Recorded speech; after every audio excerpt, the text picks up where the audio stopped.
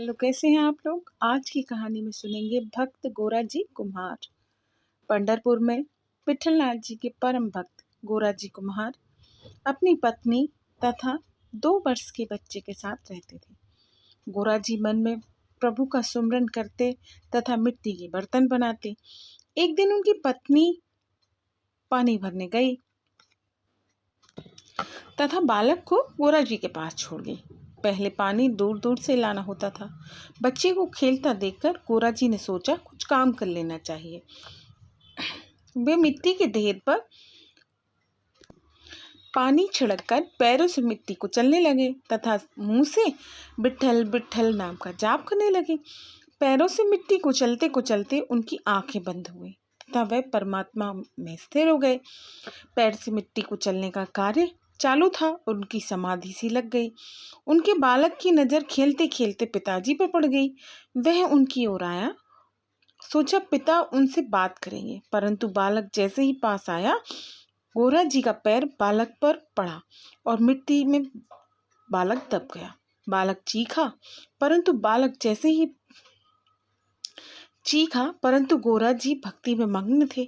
बालक की आवाज उनके कानों तक नहीं पहुंची तथा बालक मिट्टी में मिल गया। उनके पैरों से कुचला गया, वह हड्डियां निकल आईं और बालक मर गया। पत्नी पानी लेने गई, जब लेकर आई तो बालक नहीं दिखा। हर जगह ढूंढने लगी। उसके रोने व आसपास के लोग इकट्ठा हो गए। गोरा जी तो भक्ति में मग्न थे, उन्हें कोई होश नहीं था। परंतु जब पत्नी ने उन्हें स्पर्श किया व हिलाया तो उनकी समाधि टूटी। जब उन्होंने पड़ोसियों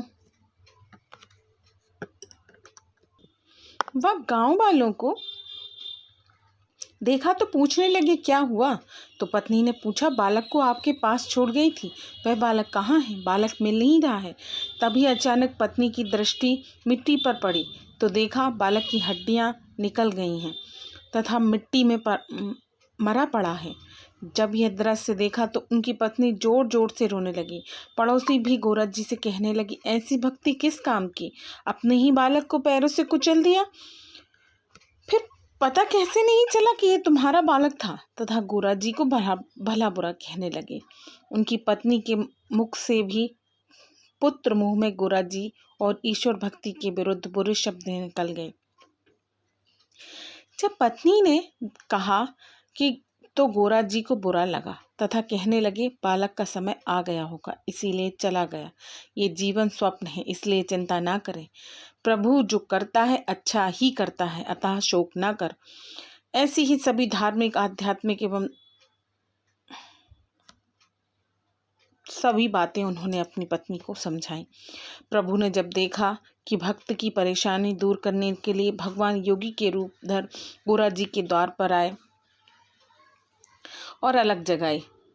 गोरा जी की पत्नी का नियम था कि घर आए अतिथि को भोजन कराए बिना कभी नहीं जाने देती। द्वार पर साधु को आया देखकर उसने पुत्र को वस्त्र से ढक दिया तथा योगी को आसन देकर भोजन बनाने रसोई में गई। भोजन बनाने के बाद योगी को जीवने की प्रार्थना की। जब योगी ने कहा, तेरे पुत्र को बुला और जब तक तेरा पुत्र नहीं आएगा मैं भोजन नहीं करूंगा, तब गोरा जी की पत्नी कहने लगी, बालक तो खेलने गया है, आप भोजन करें, बालक बाद में खा लेगा। परंतु योगी जिद करने लगे कि तुम्हारे पुत्र के बिना नहीं खाऊंगा। तो गोरा जी की पत्नी ने कहा, बालक मेहमान गया है, यह कहकर रोने लगी। तब योगी ने पुत्र की लाश से कपड़ा खींचा और बोले, झूठ क्यों बोले, ये तुम्हारा लड़का यह रहा। जैसे ही कपड़ा खींचा बालक उठ बैठा, मृत्यु को प्राप्त हुआ, बालक जीवित हो गया। यह गोरा जी को पुत्र के जीवित होने का समाचार सुनाने उनकी पत्नी पहुंची तो गोरा जी अपनी पत्नी पर गुस्सा हुए तथा कहा कि तुम्हारे कारण मेरे प्रभु को इस पृथ्वी पर बैकुंठ छोड़कर आना पड़ा। यदि तुमने मेरी प्रभु भक्ति के बारे में भला बुरा ना कहा होता तो आज मेरे प्रभु को कष्ट ना होता। तेरे कारण मेरे प्रभु को दुख सहना पड़ा, इसीलिए आज से तुम मेरी पत्नी नहीं हो, आज से तुम मेरी माता के समान हो। जैसे ही उनकी पत्नी ने यह सुना बेहोश होकर गिर गई। जब होश आया तब सोचने लगी, कोई दूसरी स्त्री विवाह करने आएगी तो पति की तकलीफ दूर हो, क्यों ना इनके साथ मेरी बहन की शादी करवा दूं। जिससे सब ठीक हो जाएगा। ऐसा सोचकर उसने अपने पीहर गई तथा माँ से बोली, तुम्हारी जमाई को फिर से शादी करने की इच्छा है, अतः मेरी छोटी बहन की शादी इनके साथ करवा दो। माँ ने सोचा बड़ी बेटी सुखी है, जमाई भी अच्छे हैं, अतः उन्होंने छोटी बेटी का संबंध करने में तनिक भी नहीं सोचा तथा ब्राह्मण के साथ नारियल विवाह के लिए भिजवाया और पत्नी के आग्रह के कारण गोरा जी ने भी विवाह करना स्वीकार कर लिया। विवाह के बाद विदाई के वक्त ससुर जी ने जमाई से कहा कि जैसे तुमने मेरी बड़ी बेटी को अच्छा से रखते हो, वैसे ही मेरी छोटी बेटी को भी रखना। तब गोरा जी ने कहा कि बड़ी माँ तो छोटी बहन। शादी के बाद भक्त जी घर के कार्यों में लग गए। थोड़े दिन तक जब पत्नी की बहन को पति सुख नहीं मिला तो वह लोगों से बातें करने लगी, उसके पति सुख नहीं मिला तथा बड़ी बहन के कारण मेरी ज़िंदगी खराब हो गई। धीरे धीरे जब यह बात बड़ी बहन ने सुनी तो गोरा जी उसकी छोटी बहन के साथ पति संबंध नहीं रखते हैं तो उसे बड़ा दुख हुआ तथा उसने दोनों में प्रेम की ऐसी युक्ति सोची। वह गोरा जी के साथ सोए तब एकांत में अपनी बहन को ले जाकर गोरा जी के पास सुला दिया।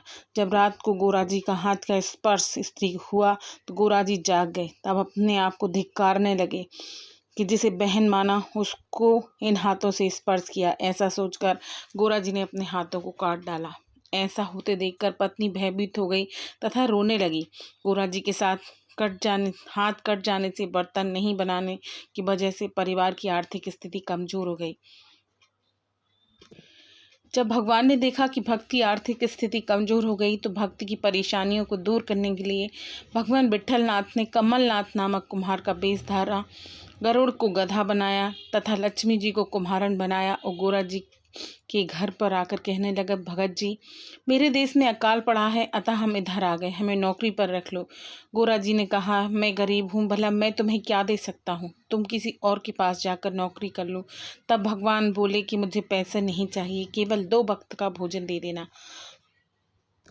गोरा जी ने हामी भर दी। भगवान सुंदर बर्तन बनाने लगे जिससे गोरा जी की आय भी बढ़ गई। एक बार संत नामदेव जी विट्ठलनाथ जी के दर्शन के लिए मंदिर गए।